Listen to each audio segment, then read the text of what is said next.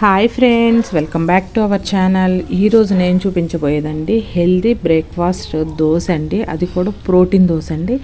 ఎవరైతే weight loss అవ్వాలనుకుంటున్నారో, అలాగే ఎవరికైతే స్కిన్ ప్రాబ్లమ్స్ ఉన్నాయో వాళ్ళందరూ కూడా చాలా ఎక్కువగా తీసుకోవాల్సిన దోశ అండి. సో ముందుగా అయితే నేను చూపిస్తున్నాను చూడండి. అన్నీ ఒకే బౌల్ క్వాంటిటీ అండి. ఒక బౌల్ కందిపప్పు అండి, అలాగే ఒక బౌల్ పొట్టు మినప్పప్పు, అలాగే ఒక బౌల్ వచ్చేసి పచ్చిశనగపప్పు, అలాగే మరొక బౌల్ వచ్చేసి పెసరపప్పు అండి. ఇవన్నీ కూడా నేను 4 బౌల్స్ తీసుకున్నాను. నేనైతే రైస్ అయితే అసలు యాడ్ చేయట్లేదు. ఓన్లీ 4 బౌల్స్తో ఈ పప్పులు అనేది తీసుకున్నాను. ముందుగా అయితే ఈ పప్పులన్నింటినీ కూడా కొంచెం వాటర్లో వేసుకొని ముందుగా మనమైతే వాష్ చేసేసుకోవాలండి. సో దీనిలో వాడిన అన్నీ కూడా ఫ్రెండ్స్ చాలా మంచిదండి హెల్త్కి. వీటిలో ఫైబర్ ఎక్కువ ఉంటుంది, అలాగే ప్రోటీన్ లెవెల్స్ అయితే ఇంకా ఎక్కువ ఉంటాయండి. క్యాలరీ లెవెల్స్ చాలా తక్కువ ఉంటాయి.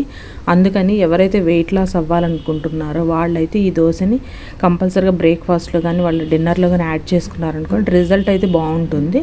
సో ముందుగా వాష్ చేసేసుకోండి. ఈ విధంగా వాష్ చేసేసుకొని కొంచెం వాటర్ పోసుకొని ఒక 4 అవర్స్ పాటు నానబెట్టుకొని పెట్టుకోవాలండి. ఈ పప్పులన్నింటినీ 4 అవర్స్ నానబెట్టుకుంటే మనకి బాగుంటుందన్నమాట.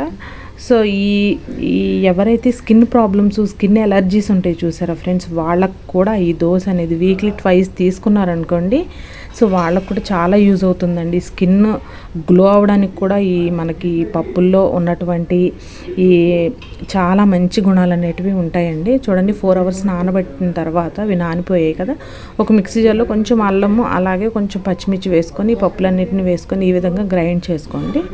సో దీనిలో కొంచెం సాల్ట్ అనేది యాడ్ చేసుకోండి. చూడండి, ఇలా ఉండాలండి పిండి మనకి బ్యాటర్ అనేది.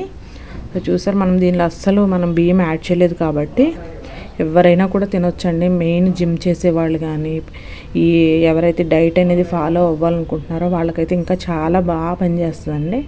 సో ఒకసారి చూడండి, దోశ అయితే నేను వేసేసుకున్నాను. పైనుంచి కొంచెం క్యారెట్ తురుము, అలాగే ఉల్లిపాయ, పచ్చిమిర్చి ముక్కలండి. మీరు ఏ వెజిటేబుల్స్ కావాలంటే ఆ వెజిటేబుల్స్ యాడ్ చేయండి.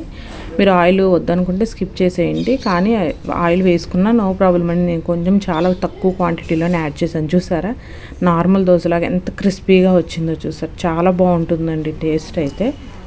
ఒకసారి అయితే చేసుకోండి, మీకు కూడా తప్పకుండా నచ్చుతుందండి. మరొక దోశ అయితే వేసేసుకుని దీన్ని అల్లం చట్నీతో కానీ అలాగే టొమాటో చట్నీతో కానీ తినండి. ఎందుకంటే మనకి అల్లం చట్నీ, టొమాటో చట్నీలో క్యాలరీస్ అనేవి తక్కువ ఉంటాయి కాబట్టి, అదే పల్లీ చట్నీలో అంటే మళ్ళీ క్యాలరీస్ ఎక్కువ ఉంటాయి కదా. సో మీరు డైట్లో ఫాలో అయ్యి తినాలి అన్నప్పుడు ఇలా ఈ చట్నీతో తినండి, టేస్ట్ అయితే బాగుంటుంది.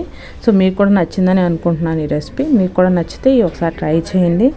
సో ఇలాంటి వెరైటీ రెసిపీస్ కోసం మన ఛానల్ని సబ్స్క్రైబ్ చేయటం మర్చిపోకండి ఫ్రెండ్స్. Thanks for watching.